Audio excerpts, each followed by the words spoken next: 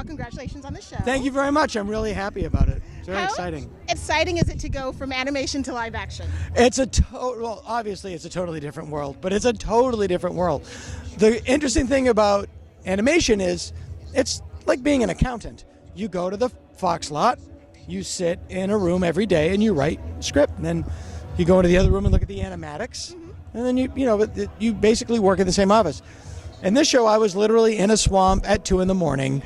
in the middle of Atlanta, hosing Janet Varney down with fake vomit.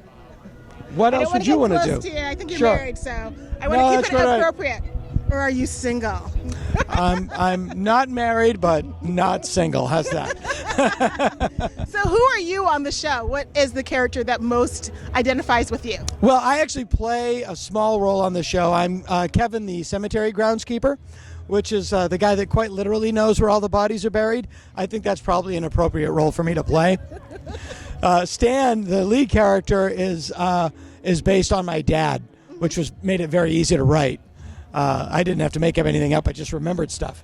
And Evie, played by Janet Varney, is basically like Harrison Ford, but a beautiful woman. It's just like she's an action hero, but a super hot chick. I totally love that, because often women are the victim and they're taking over.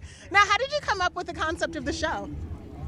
I am a big horror movie fan, but I'm known as a comedian, and I quite literally just wanted to do something that was sort of like a horror movie, but also funny, just for fun. It was like the thing that I do for a living and the thing that I really love, and I figured I'd do it as like a 5-minute digital thing.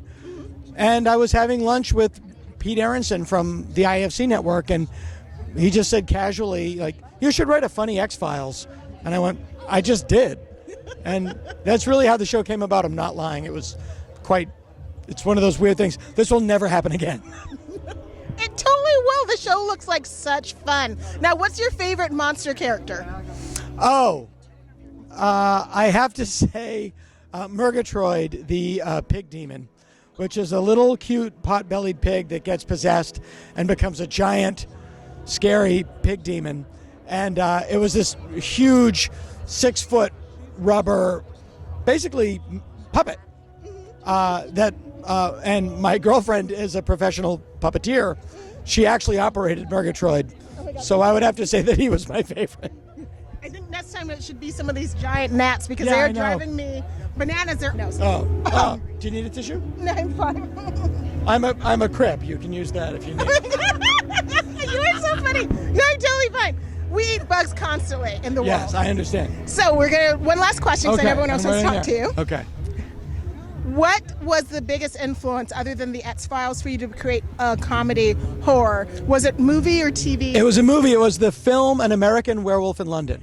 Oh, I love that movie. Which I saw the night before my PSATs in 11th grade, and it changed my life. I was like, if my goal in life was to make a movie as good as that. And I'm still trying. It's a terrifying film. It's so good. But it's so scary, and it's so funny, and it still works beautifully.